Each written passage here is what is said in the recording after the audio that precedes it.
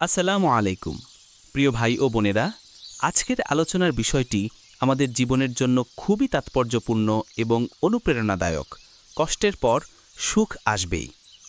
মানব জীবন কখনো একরঙা নয়। আমরা সবাই সুখ চাই, শান্তি চাই, কিন্তু বাস্তবতা হলো সুখের পাশাপাশি দুঃখও আছে, আনন্দের পাশাপাশি কষ্টও আছে। কেউ একদিন ধনী, আরেকদিন দারিদ্র্যের মুখোমুখি হতে পারে। কেউ একদিন সুস্থ, আরেকদিন অসুস্থ হয়ে পড়তে পারে। জীবন হল পরীক্ষার ময়দান, আর কষ্ট সেই পরীক্ষার একটি বড় অংশ।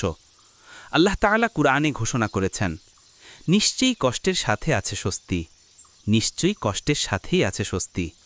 সূরা আশ-শরাহ আয়াত ৫-৬। এটি কোনো কবির কথা নয়, কোনো দার্শনিকের উক্তি নয়, এটি আল্লাহর পক্ষ থেকে আমাদের জন্য অটল প্রতিশ্রুতি। প্রিয় ভাই ও বোনেরা, আমরা যদি জীবনের দিকে তাকাই তবে দেখব কষ্ট ছাড়া এ পৃথিবীতে কেউ বাঁচে না।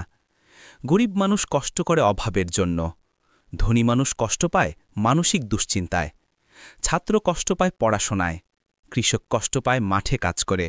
অর্থাৎ অবস্থান ভিন্ন হলেও কষ্ট থেকে কেউ মুক্ত নয়। তবে এই কষ্টই আসলে আমাদের চরিত্র গঠন করে, ধৈর্য শেখায় এবং ঈমানের পরীক্ষা নেয়। অনেকে প্রশ্ন করেন, আল্লাহ আমাদের ভালোবাসেন, তাহলে কেন তিনি আমাদের কষ্ট দেন? কষ্ট আসার কয়েকটি কারণ হল: ১. আল্লাহ বলেন, আমি অবশ্যই তোমাদের পরীক্ষা করব কিছুটা ভয়, ক্ষুধা, ধন সম্পদ ও জীবনের ক্ষতির মাধ্যমে। ২. গুনাহ মাফের উপায়।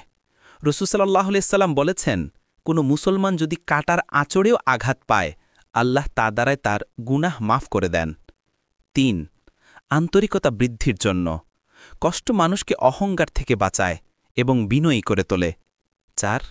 দুনিয়ার মোহ কমানো। কষ্ট আমাদের মনে করিয়ে দেয় যে দুনিয়া স্থায়ী নয়, প্রকৃত সুখ কেবল আখিরাতে। প্রিয় ভাই ও বোনেরা, কষ্ট কখনো স্থায়ী নয়। যেমন রাতের অন্ধকার চিরকাল থাকে না, তেমনি কষ্টও একদিন কেটে যায়। ঝড় শেষে শান্তি আসে, বৃষ্টি শেষে রোদ আসে, রোগ শেষে আরোগ্য আসে। আল্লাহ কুরআনে দুবার জোর দিয়ে বলেছেন, কষ্টের সাথে স্বস্তি আছে। অর্থাৎ সুখ শুধু ভবিষ্যতের জন্য প্রতিশ্রুত নয়, বরং কষ্টের ভেতরেই সুখের বীজ রয়েছে। আমরা যদি নবীদের জীবন দেখি, তাহলে কষ্ট ও সুখের এক অনন্য পাঠ পাই। হজরত আইয়ুব আলাইহিসসালাম ১৮ বছর রোগ ভোগ করেছিলেন, পরিবার, সম্পদ সব হারিয়েছিলেন, কিন্তু ধৈর্য ধরেছিলেন। শেষে আল্লাহ তাকে দ্বিগুণ সম্পদ, পরিবার ও সুস্থতা ফিরিয়ে দিলেন। হজরত ইউসুফ আলাইহিসসালাম ভাইদের ষড়যন্ত্রে কূপে ফেলা হলেন, দাস হিসেবে বিক্রি হলেন, কারাগারে বন্দী হলেন, কিন্তু শেষমেশ আল্লাহ তাকে মিশরের রাজকোষাধ্যক্ষ বানালেন। প্রিয় নবী সাল্লাল্লাহু আলাইহি সাল্লাম শৈশবে পিতামাতা হারালেন, মক্কায় কষ্ট সহ্য করলেন, তায়েফে অপমানিত হলেন, কিন্তু পরে আল্লাহ তাকে রহমাতুল্লিল আলামিন উপাধি দিলেন এবং ইসলামকে বিজয়ী করলেন। এগুলো প্রমাণ করে কষ্ট হল সোপান, সুখ হল ফলাফল। কষ্ট থেকে কি শিক্ষা পাই? ১. ধৈর্যের শিক্ষা। ২. কৃতজ্ঞ হওয়ার শিক্ষা। ৩. অন্যের দুঃখ বোঝার ক্ষমতা। ৪. জীবনের প্রকৃত অর্থ উপলব্ধি। কষ্ট ছাড়া মানুষ কখনো সুখের আসল মিষ্টতা বুঝতে পারে না। যেমন অন্ধকার না থাকলে আলো বোঝা যায় না। কষ্টের মোকাবিলা কিভাবে করবেন? ১. ধৈর্য ধরতে হবে, আল্লাহ ধৈর্যশীলদের সাথে আছেন। ২. কৃতজ্ঞ থাকতে হবে, সামান্য সুখকে বড় করে দেখতে হবে। ৩. দুয়া করতে হবে, দুয়া হল মুমিনের শক্তিশালী অস্ত্র। ৪.